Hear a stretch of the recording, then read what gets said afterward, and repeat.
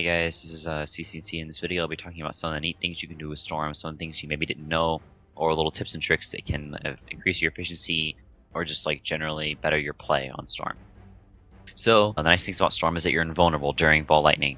So there's a few nice interactions you can do. Whenever people are stunning you, so say, there's a Venge throwing a stunning you, a lot of people will get spooked and they will zip in the other direction because they want to get away from the stun, right?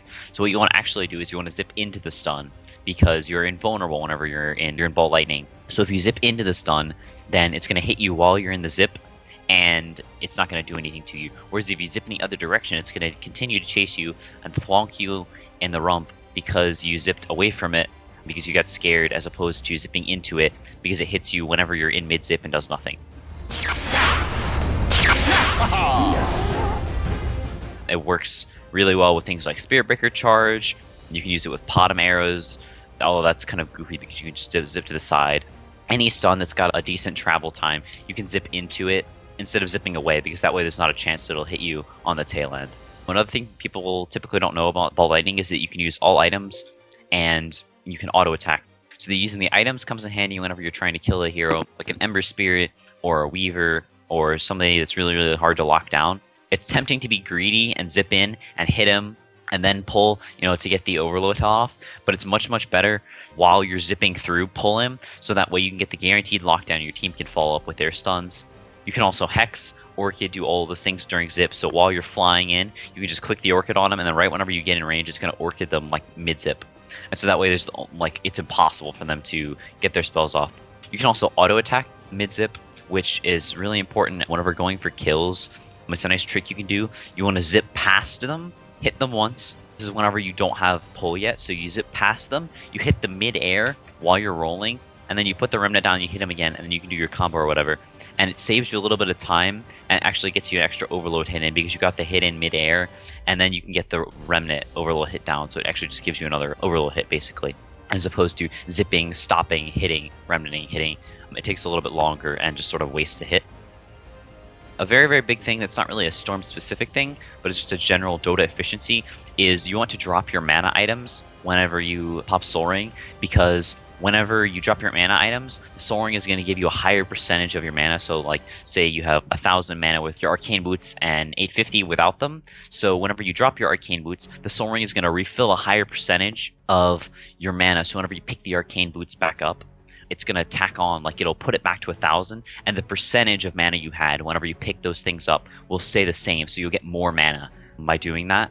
And it's especially important on heroes like Storm, because you always want to be tipped off on mana, because it makes you really hard to kill, and it also allows you to just farm infinitely, because you just have so much mana, because you're being as efficient as possible. You can also do that whenever you bottle, whenever you pop a wand, anything that's going to refill your mana.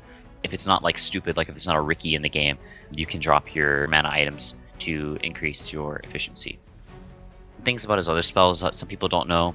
His Q, so you press Q, the remnant is sitting there floating on the ground, and someone has to walk in a certain AoE to make it pop and do damage. But whenever it pops, the explosion radius, the radius that it'll do damage, is actually higher than the AoE that it takes to pop it. So if you're in lane and there's a range creep and a melee creep, and you're standing between them, you can put it somewhere near the middle in the radius that it will explode. Whenever it explodes, it'll kill the range creep, but only the melee creep is say an AoE to pop it. So it can save you a few steps. It's kind of a cool concept. Sometimes it'll allow you to do neat things with jungle camps. You pull them together and pop it with one camp, and it'll barely grab some of the creeps that are walking back to their camp, things like that.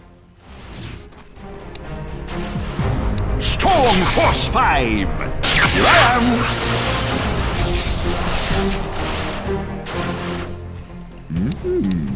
Pudding Pop! Looking good!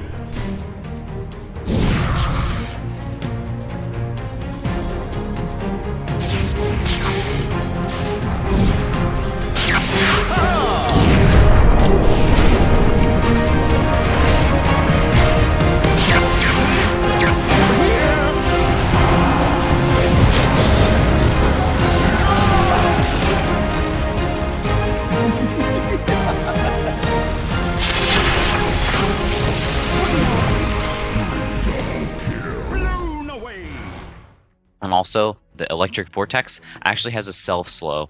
if you're getting chased or something, people are trying to kill you, and you're really low on mana, so you don't have enough mana to zip away, it's not a good idea to like pull them to try and stop them because there's a 50% self slow for 3 seconds. So it actually outlasts the max pull duration, which is 2.5. So if you're on low mana and running away, you do not want to pull them because it's going to disable you more than it disables them.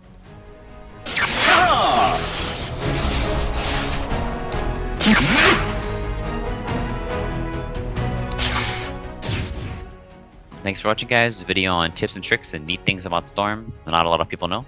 If you have any comments or things you think we should do better, let us know down below. And have a great day, guys.